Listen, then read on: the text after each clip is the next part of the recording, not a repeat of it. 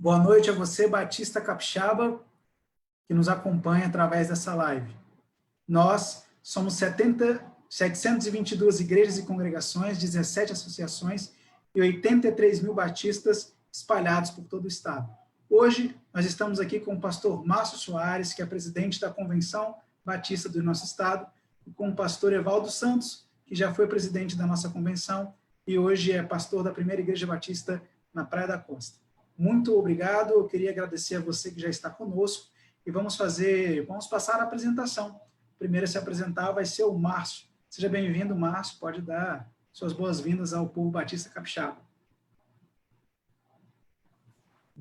Boa noite, pastor Juliander, boa noite, pastor Evaldo. Quero saudar a todos aqueles que estão conosco nessa live. É uma alegria poder estar com vocês e a gente poder conversar sobre alguns assuntos tão importantes. Por isso, quero saudar você e também sugerir que você convide outras pessoas para estarem participando desse momento, que eu creio que será abençoador para todos nós. Uma boa noite a todos. Pastor Evaldo. Boa noite, pastor Juliander. Boa noite a você que participa conosco dessa live. Uma alegria muito grande a gente poder estar junto para conversarmos sobre temas tão relevantes neste momento que vivemos, momento ímpar, momento jamais vivido por cada um de nós, mas um momento desafiador, que nos traz grandes oportunidades, e eu tenho certeza que esse bate-papo vai ser muito legal e você vai poder interagir, vai ser bênção para a sua vida. Uma alegria muito grande poder estar aqui e conversar com você e trocar experiências. O pastor Márcio vai falar hoje, nessa noite, sobre o tema denominação relevante em tempo de crise.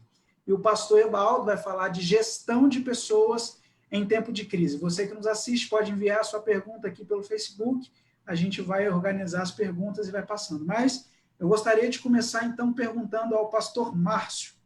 Pastor Márcio, no início do ano, em virtude das fortes chuvas em algumas regiões do estado, a convenção, juntamente com as igrejas, uniram força e enviaram donativos, vários caminhões a essas áreas atingidas.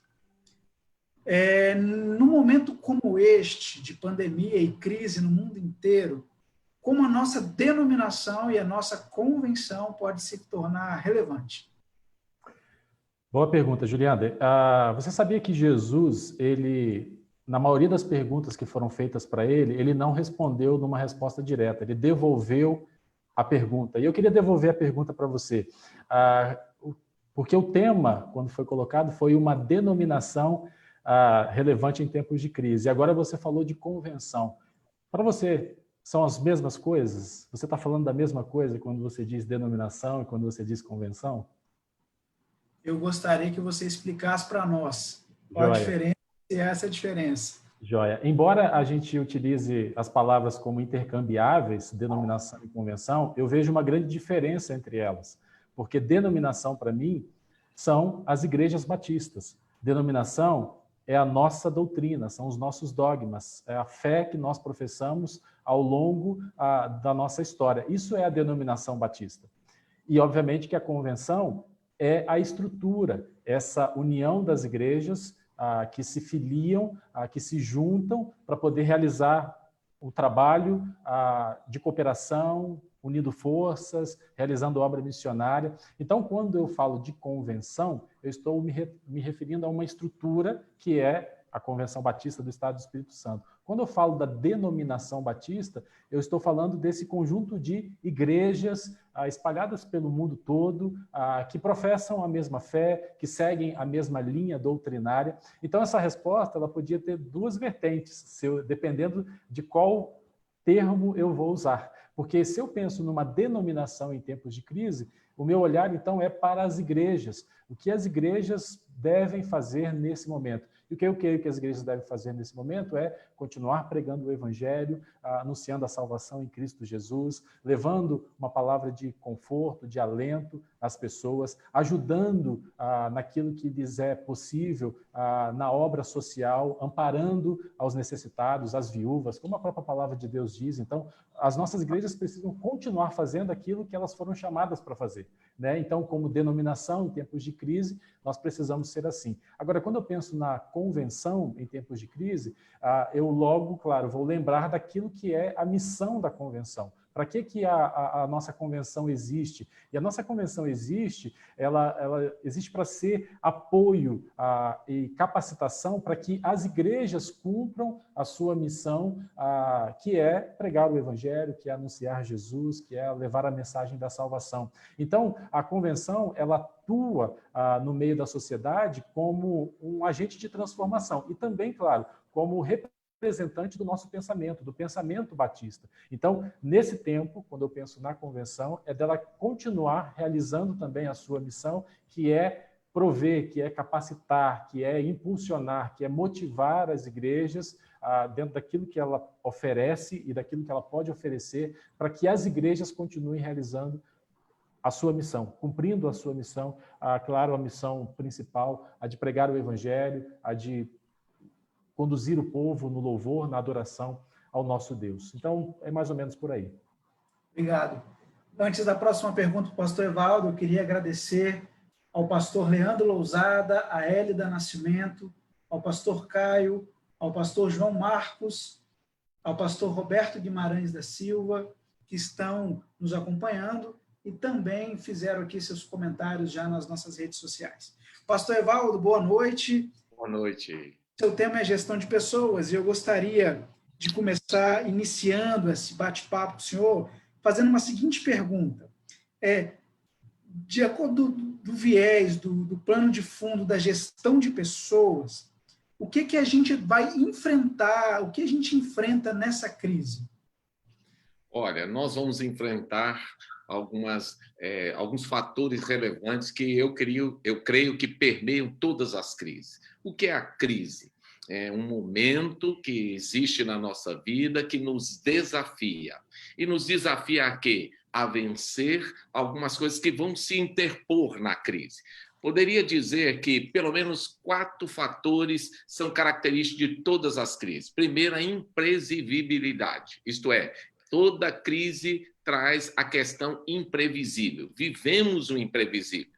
E esta crise, nós estamos vivendo o imprevisível. Mesmo que a gente tenha dados, mesmo que a gente tenha números, mesmo que a gente tenha cientistas, mesmo que a gente tenha pessoas entendidas, vivemos o imprevisível, porque as realidades são diferentes. Segundo, toda crise traz ameaças. A gente vai se sentir ameaçado em algum momento. As pessoas hoje estão se sentindo ameaçadas na sua saúde, com relação à sua vida, alguns ameaçados até pela morte, outros achando que vão acontecer a perda do seu trabalho, e aí vai. Então, toda crise, ela traz algum tipo de ameaça para nós. É um tempo de ameaça. A crise também traz o quê? Perdas. Não tem como você passar por uma crise sem enfrentar perdas. Vão acontecer. E essas perdas não são só materiais, são emocionais, são relacionais, às vezes são perdas que vão atingir a gente por inteiro. Mas um dos fatores mais interessantes na crise é a desestruturação. A crise tem um poder desestruturador. Via de regra, ela desestrutura as pessoas. E, nesse sentido, eu diria que a crise é até positiva. Por quê? Porque ela desestrutura aquelas estruturas frágeis, às vezes até rotas, estruturas que estão montadas sobre outras, que são estruturas que não aguentam, para que surja uma nova estrutura, mais forte, mais relevante. Então, a crise em si, ela não é ruim, ela pode nos levar a construir algo novo. Agora, como é que as pessoas reagem diante da crise? Há várias reações. Uma delas é o medo. Nós estamos vendo que a mídia desse país, a grande mídia desse país, criou um medo muito grande nas pessoas. É um medo que leva as pessoas a se apavorarem. É um medo que leva as pessoas a ficarem quase que imobilizadas. E isso é muito preocupante, porque esse medo paralisante, ele faz com que as pessoas deixem de produzir. até mentalmente as pessoas ficam bloqueadas. E a gente não pode, diante da crise, ser paralisado pelo medo. Outra realidade é a perda da motivação. Há pessoas que estão desmotivadas a viver, há pessoas que estão pensando em dar cabo da sua vida, há pessoas que acham que tudo acabou, há pessoas que pensam que não vamos ultrapassar, que essa realidade vai continuar. E outra questão que acontece também, a reação das pessoas, é o ânimo abalado. As pessoas ficam abaladas no seu ânimo, principalmente quando elas são oxigenadas pela mídia, que fica o tempo todo inculcando em suas mentes que elas vão morrer, que elas vão ter algum problema, que elas vão ficar sem respirador, que elas não vão ter o remédio. Isso é apavorante. Cria um cenário terrível na mente das pessoas. Eu já ouvi de vários pensadores, de várias pessoas articulistas, que eles estão dizendo que a crise que nós estamos vivendo ela é muito mais mental do que a crise do vírus, porque a crise mental ela é muito mais perigosa. Ela, inclusive, afeta a saúde da pessoa. Se a pessoa não estiver bem emocionalmente, ele abre uma brecha terrível na sua imunidade. E aí é preciso ter cuidado. Então, precisamos realmente ter muito cuidado para o enfrentamento deste momento.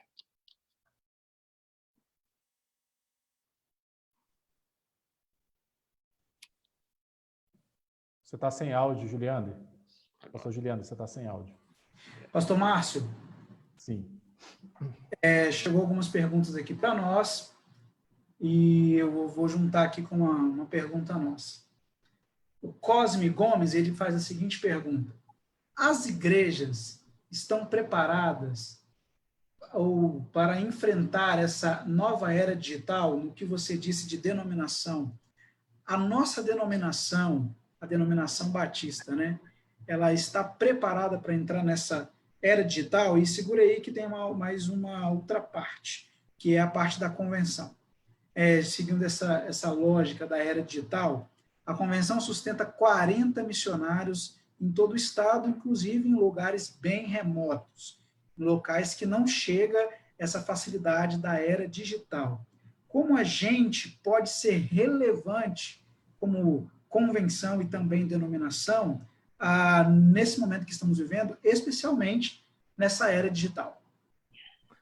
Ok, obrigado pela pergunta ao Cosme, né, que deu essa pergunta para a gente. Pegando um gancho da fala do pastor Evaldo, é um pouco duvidoso isso, mas há quem diga que no mandarim, na língua chinesa, crise também pode significar oportunidade, né? Então, eu creio que, primeiro, ninguém estava preparado para enfrentar essa situação que nós estamos enfrentando agora.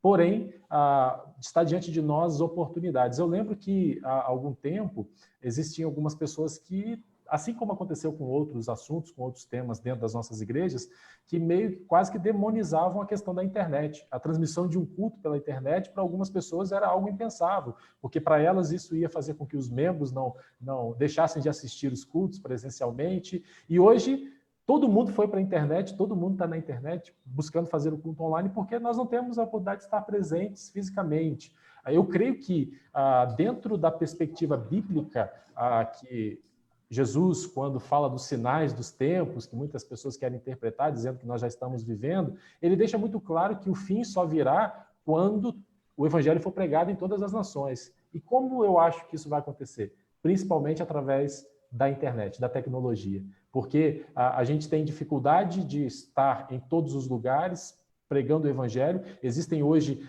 no mundo quase 7.000 línguas ou dialetos que ainda não têm uma porção da Bíblia traduzida para eles, ou seja, nós temos um desafio muito grande ainda, claro, pensando-se em grupos pequenos, em tribos, em povos mais de número reduzido, mas que ainda não foram alcançados, então nós estamos diante dessa grande oportunidade. Agora, dizer que nós estamos preparados, isso vai depender de cada igreja, de cada questão local, porque muitas igrejas, na verdade, elas já vinham fazendo transmissões dos seus cultos, por exemplo, online já há muito tempo. E para elas não houve nenhuma dificuldade. O que aconteceu é que aquelas que não faziam tiveram que correr agora, num período de dificuldade, dessa impossibilidade de estarmos juntos para fazer. E aí não tinham, talvez, os equipamentos, a estrutura preparada para poder fazer isso com qualidade, né? Da maneira como...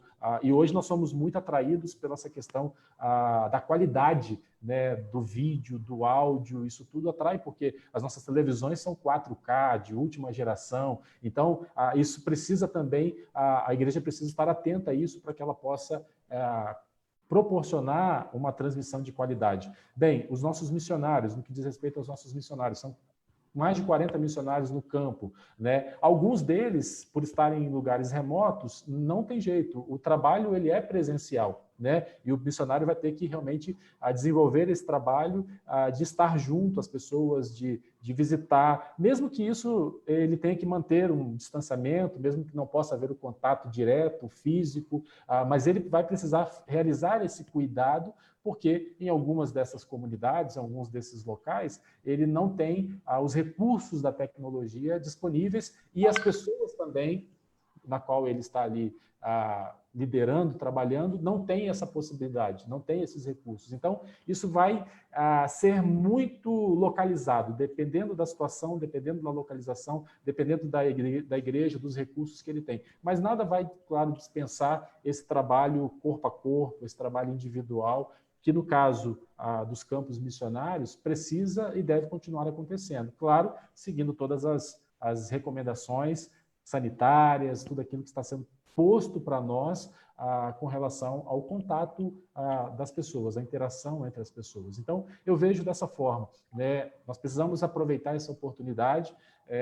Aquelas igrejas que já estavam transmitindo seus cultos, elas vão aprimorar, elas vão buscar uma capacitação cada vez maior para fazer isso com melhor qualidade, e aquelas que não estavam entraram nesse mundo, né? De agora também colocar e pregar a palavra de Deus sem fronteira, né? No sentido de que o seu culto pode estar sendo assistido pela pessoa do outro lado do planeta, acompanhando a transmissão de um culto, vendo, e principalmente o fato de que isso permanece atemporal. Eu posso pegar uma mensagem que o pastor Evaldo pregou lá na PIB da Praia da Costa há 2 anos atrás, e essa mensagem falar profundamente ao meu coração hoje, porque ela vai se encaixar no meu momento, no meu tempo, né? Vai falar no momento em que ela chega para mim. Então, eu vejo isso como uma grande bênção que nós temos agora nesse aspecto, nesse sentido. Pior seria se nós não tivéssemos o recurso da tecnologia e tivéssemos que lidar com esse isolamento social. Isso seria realmente um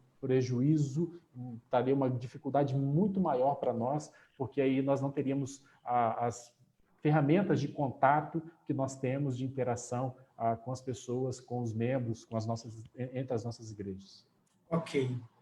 Para você que está chegando agora e não acompanhou a primeira pergunta do pastor Evaldo, ele, no tempo de crise, ele diz que a imprevisibilidade, a ameaça, perdas e desestruturação, além do medo. Fiz uma pequena síntese aqui para introduzir a próxima pergunta. Pastor, diante dessa sua brilhante introdução, o que muda na hora da crise e também como a gente pode envolver as pessoas diante da imprevisibilidade, da ameaça, das perdas, da desestruturação e do medo? Eu concordo com o pastor Márcio, antes de responder minha pergunta, que realmente a gente tem que usar todos os recursos. E é importante lembrar que a gente tem também o recurso do WhatsApp, que não é só a transmissão, tem um recurso do WhatsApp, tem um recurso da carta, tem um recurso do cartão, tem um recurso do recado. Existem inúmeros recursos. Agora a gente tem que usar todos eles. Ai da igreja que ficar só na transmissão do domingo, ela morreu. Ela tem que procurar falar, ligar, entrar em contato, as células, não é? Não é isso, Márcio? Tem que se reinventar, é isso aí. Bem, o que muda na hora da crise? Eu creio que mudam os hábitos. Não tem como, a gente vai ter que mudar nossos hábitos. Se a gente tinha alguns hábitos pré-estabelecidos, com a